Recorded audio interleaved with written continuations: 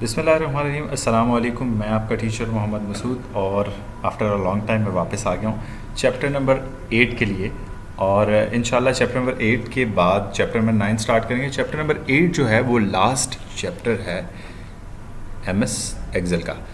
तो आइए स्टार्ट लेते हैं। सबसे पहले हमारे पास हमें ये तो पता चलना चाहिए चैप्टर का नेम क्या है। तो चैप्टर का नेम है security and sharing, chapter number 8। अच्छा, इसके अंदर हम लोग पढ़ने के जा रहे हैं कैसे वर्कबुक को, वर्कशीट को और सेल्स को प्रोटेक्ट करना है। और नंबर 2, डाटा फाइल जो हमने बना ली इसको हमने शेयर कैसे करना है। और शेयरिंग के बाद हमने जो वर्कबुक है इसको मल्टीपल वर्कबुक, जो शेयर्ड वर्कबुक है उसको मर्ज कैसे करना है। यही दो चीज़ें जो है हम लोग, और ये काफ़ी वाइड लेक्चर है तो ऐसा मत सोचिएगा कि ये दो कंटेंट हैं तो बड़ी जल्दी और फट से ख़त्म हो जाने, ऐसा कुछ भी नहीं है। डेफिनेटली इसको टाइम लगेगा और तकरीबन 3, 4, 5 लेक्चर हो सकता है इस पर हमारे कंज्यूम हो जाए।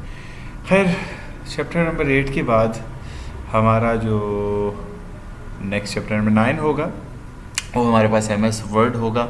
मतलब चैप्टर नंबर 8 तक आप एमएस एक्सेल के गुरु बन जाएंगे और एमएस एक्सेल की फिर आपने प्रैक्टिस करनी है। मैं कोशिश करूँगा कि एमएस एक्सेल की साथ साथ वर्कशीट जो है वो भी अपलोड करूँ, वगरना आपके लिए कोई टेस्ट तैयार कर लूँगा आफ्टर कोर्स जब कंप्लीट हो जाएगा वर्ड, एक्सेल और पावर पॉइंट का। साथ ही साथ मैं आपके लिए टिप्स एंड ट्रिक्स भी लाता रहूँगा। अभी तक तो मैंने सिर्फ एक ही वीडियो अपलोड की है, वो मेरी कुछ नेग्लिजेंस की वजह से कि मैं थोड़ा टाइम नहीं दे पा रहा चैनल को। तो इंशाल्लाह मैं अब कोशिश करूँगा कि मैं डेली आपके पास कोई एक वीडियो लेकर आऊँ। बहरहाल ऐसा है कि हम चैप्टर को स्टार्ट करते हैं।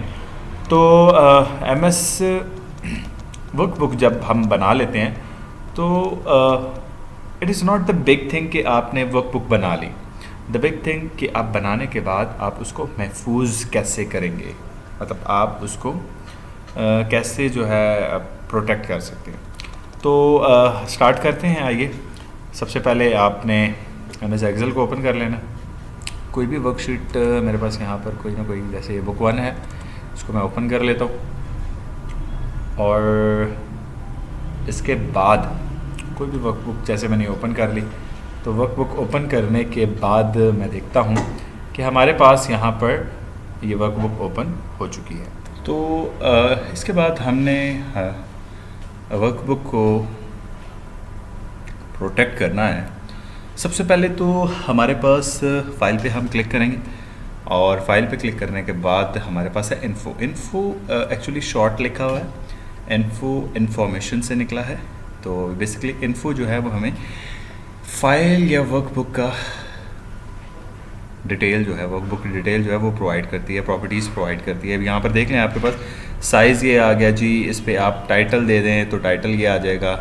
ठीक है, टाइटल नेम नहीं लिखा हुआ, हम यहाँ पर कोई टाइटल लिख ही लेते हैं। फॉर एग्ज़ाम्पल हम लिख लेते हैं एमएस एक्सेल। ठीक हो गया, हम ये टाइटल लिख लेते हैं इसका। ठीक है, उसके बाद रीनेम नहीं की फ़ाइल, सिर्फ टाइटल लिखा है। टैग इसको सीए दिया हुआ है। कैटेगरी जो है वो हम कह लेते हैं, सिर्फ शीट का नाम दे देते हैं और वगैरह वगैरह। ठीक हो गया। अच्छा, उसके बाद हम अगर इसको बैक करते हैं, फ़ाइल पे क्लिक किया है, इन्फो पे चले गए और कैसे करेंगे सेव। वर्कबुक, प्रोटेक्ट वर्कबुक लिखा हुआ है, यहाँ पर आपने क्लिक करना है और सबसे पहले लिखा है कि always open read only.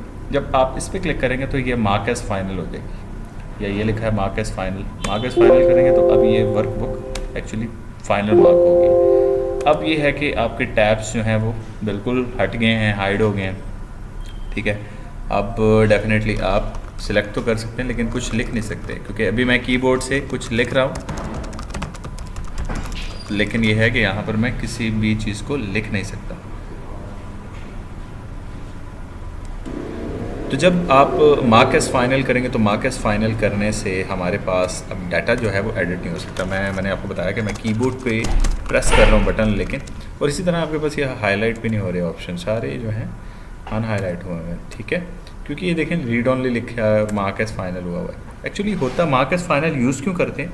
Mark as final हम इसलिए इस्तेमाल करते हैं कि जब हम ये चाह रहे होते हैं कि हमारी कोई प्रोजेक्टेड फ़ाइल कंप्लीट होगी और उसके बाद जो है हम मज़ीद जो है आप ये कह लें कि मज़ीद उसके अंदर डाटा एनरोल्ड नहीं करवा रहे, डाटा इंटर नहीं करना चाह रहे, वो फ़ाइल जो है या वो प्रोजेक्ट जो है इस फाइल का वो कंप्लीट हो गया, तो हम उसको मार्क एज़ फाइनल कर लेते हैं। खैर जो सेकंड है अनमार्क कैसे करेंगे, हमने इन्फो पे जाना है और यहाँ से दोबारा क्लिक करेंगे तो हमारे पास ये अनमार्क हो जाएगा। तो अनमार्क होने के बाद नेक्स्ट जो है वो है encrypt with password. Encrypt with password में आपकी जो फाइल है ये किसी पासवर्ड से ओपन होगी। लेट्स सपोज मैं पासवर्ड 1 अप्लाई कर देता हूँ। अच्छा, यहाँ पे पासवर्ड आप कोई भी अप्लाई कर सकते हैं, ज़रूरी नहीं है कि कोई जो पासवर्ड है वो हमारे पास कोई अल्फ़ाबेटिक ऑर्डर वगैरह वगैरह में हो, मतलब अपर केस में भी हो, लोअर में भी हो, नंबर में भी हो, जैसे अमूमन होता है। तो ये आपकी फ़ाइल जो है वो प्रोटेक्ट हो जाएगी। लेकिन ये याद रखिए साथ साथ सेव भी कीजिएगा। ये सेव हो गया और अब मैं अगर इसको क्लोज़ कर देता हूँ और फिर दोबारा ओपन करूँगा, तो मैं इसको ओपन करूँगा तो मुझसे पहले पासवर्ड मांगेगा। तो पासवर्ड में अगर फ़र्ज़ करें कलर 2 दे देता हूँ तो वो कहेगा the password you supplied is not correct, verified at the caps lock key is off and to be sure use the correct capitalisation. मतलब आपने पासवर्ड जो है वो गलत एंटर किया है, तो मेहरबानी फरमा कर नया पासवर्ड और सही वाला पासवर्ड है। मैं 1 लिखता हूँ, एंटर करता हूँ तो ये ओपन हो जाता है। अब इस पासवर्ड को रिमूव कैसे करते हैं, ख़त्म कैसे करते हैं, फाइल पे के इन्फो पे चले गए और इसके बाद यहाँ पर आप इनक्रिप्ट विद पासवर्ड पे क्लिक कर दें और ये जो पासवर्ड लिखा हुआ है बैक स्पेस से इसको ख़त्म कर दें और ये पासवर्ड ख़त्म हो गया। अब ये याद रखिए साथ साथ सेव भी कीजिएगा ताकि सेटिंग सेव हो जाए। ये अब सेटिंग सेव होगी। अब जो है अगर मैं इसको दोबारा ओपन करता हूँ तो अब देखें मुझे ये पासवर्ड नहीं पूछेगा, नहीं मांगेगा। तो उम्मीद करता हूँ यहाँ तक समझ आई होगी। अच्छा, इसके बाद है फाइल पे क्लिक किया, इन्फो पे, नेक्स्ट क्या है हमारे पास, प्रोटेक्ट करंट शीट। अच्छा, करंट शीट को प्रोटेक्ट कर सकते हैं, कोई पासवर्ड अप्लाई कर दूँ 1 और फिर मैं यहाँ पर कुछ लिखना चाहूँ तो मैं नहीं लिख सकता। क्यों? क्योंकि ये शीट प्रोटेक्ट हो गई है। ये देखिए सारे के सारे जो ऑप्शंस हैं ये मेरे पास लॉक हो चुके हैं, तो इट मीन कि शीट प्रोटेक्ट हो गया। अच्छा, ये आपको यहाँ जो है रिव्यू में भी नज़र आएगी, यहाँ से प्रोटेक्ट और अनप्रोटेक्ट शीट जो है। यहाँ पर अनप्रोटेक्ट के लिए वापस 1 लिखूँगा तो ये अनप्रोटेक्ट हो जाएगा। आप देखें जो भी लिखना चाहे मैं लिख सकता हूँ। ठीक हो गया। अच्छा, इसके बाद यहाँ से भी हम अनप्रोटेक्ट कर सकते हैं, इन्फो से भी, वहाँ से थोड़ा सा आसान हो जाएगा, मतलब यहाँ से। उसके बाद है protect workbook structure. Workbook structure को कैसे लॉक कर सकते हैं, लेट्स सपोज 1 लिख के एंटर कर दिया तो वर्कबुक स्ट्रक्चर लॉक हो गया। अब स्ट्रक्चर में क्या क्या चीज़ें होती हैं, स्ट्रक्चर में यह है कि अब राइट क्लिक करके देखें मैं नई वर्कशीट ना इंसर्ट कर सकता हूँ, ना रीनेम कर सकता हूँ, ना डिलीट, हाइड, अनहाइड नहीं कर सकता, ना मैं मूव कर सकता हूँ इसको यहाँ से। ठीक है, ये देखें रिस्ट्रिक्टेड ऑप्शन मुझे बता रहा है कि ये मूव होने के लिए रिस्ट्रिक्टेड है। अच्छा, तो इसको मैं अनलॉक कर सकता हूँ स्ट्रक्चर को, तो कैसे करूँगा, इन्फो पे और यहाँ से स्ट्रक्चर पे गया और अनप्रोटेक्ट वर्कबुक 1 लिख के एंटर किया तो ये अनप्रोटेक्ट हो गया। अब देखें राइट क्लिक करके अब मैंने ये इंसर्ट भी कर सकता हूँ और इंसर्ट करने के बाद डिलीट भी कर सकता हूँ। ये डिलीट कर दी, ठीक है, और ये डिलीट कर दी, ठीक है, ये डिलीट कर दी। तो मतलब इजीली मैं इसको डिलीट भी कर सकता हूँ। ठीक है, अगर डाटा कंटेंट लिखा हुआ हो ना किसी शीट में, फ़र्ज़ करें ये लिखा हुआ है डाटा कंटेंट और फिर मैं इसको डिलीट करूँगा तो वो मुझसे परमिशन मांगेगा कि क्या आप डिलीट करना चाहते हो, परमानेंटली डिलीट हो जाएगा। तो मैं कहता हूँ डिलीट। अगर डाटा कंटेंट नहीं लिखा हुआ, जैसे मैं यहाँ से नहीं ऐड करता हूँ, राइट क्लिक करके डिलीट करता हूँ, तो फिर मुझसे परमिशन नहीं मांगेगा या मुझसे पूछेगा नहीं। ठीक हो गया। तो ये उम्मीद करता हूँ आपको ये प्रोडक्शन वगैरह की समझ आ गई होगी। अच्छा, इसके बाद हमारे पास नेक्स्ट है, एक सेकेंड, प्रोटेक्ट वर्कबुक, और ये है हमारे पास add a digital signature. Add a digital signature में हम क्या करते हैं कि हमारे पास माइक्रोसॉफ्ट ऑफिस का अकाउंट होना ज़रूरी है।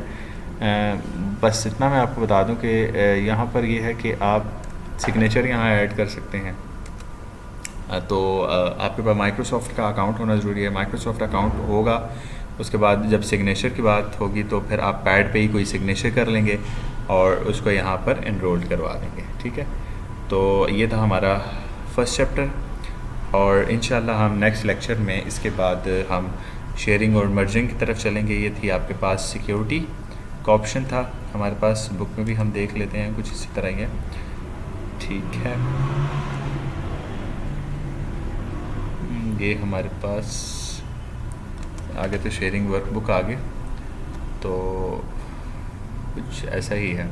अच्छा हाँ जी, लॉक सेल रह गया है हमारे पास कि स्पेसिफिक सेल्स को अगर आपने लॉक करना हो तो वो कैसे करते हैं, तो वो कर लेते हैं, उसके बाद शेयरिंग एंड मर्जिंग आ जाएगा।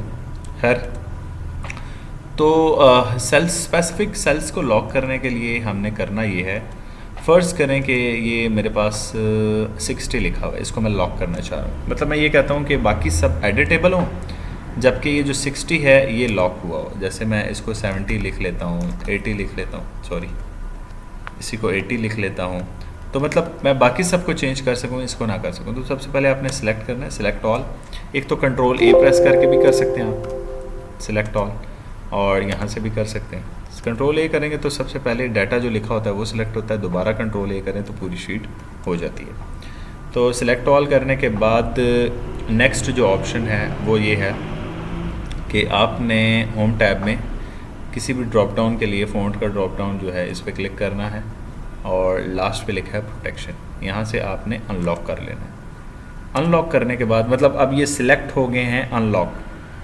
पहले ये था कि सारे सेल्स लॉक के लिए सिलेक्ट थे, दोबारा क्लिक करना है। फ़र्ज़ करें मैंने 80 को लॉक करना है, सिलेक्ट किया और प्रोटेक्शन पे गया और यहाँ से मैंने इसको लॉक कर दिया। मतलब आप जितने सेल्स आप सिलेक्ट करेंगे लॉक के लिए कि जी वो चेंज ना हो, तो वो इसके बाद मैंने शीट प्रोटेक्शन अप्लाई कर लेनी है। रिव्यू टैब में गया, प्रोटेक्ट शीट 1 पासवर्ड दे के एंटर कर दिया। अब बाकी सारे चेंज कर सकता हूँ मैं, ठीक है, कोई भी जो है सेल चेंज कर सकता हूँ, लेकिन 80 जो है इसको मैं चेंज नहीं कर सकता। लिखा हुआ है the cell or chart you are trying to change in is on a protect sheet is to be a make a change unprotect the sheet you might be requested to enter the password. मतलब वो कह रहा है कि आप ये change नहीं कर सकते। ठीक हो गया, तो इसको अनप्रोटेक्ट करने के लिए मैं 1 लिखूँगा, दैन ही उसके बाद मैं चेंज कर सकता हूँ। ठीक हो गया, तो उम्मीद करता हूँ कि ये टॉपिक जो है वो आपको समझ आया होगा प्रोटेक्शन का। तो इंशाल्लाह नेक्स्ट लेक्चर में हम लोग सीखेंगे, ज़रूर सीखेंगे शेयरिंग एंड मर्जिंग। तो अपना बहुत ज़्यादा ख्याल रखिएगा। अल्लाह हाफ़िज़।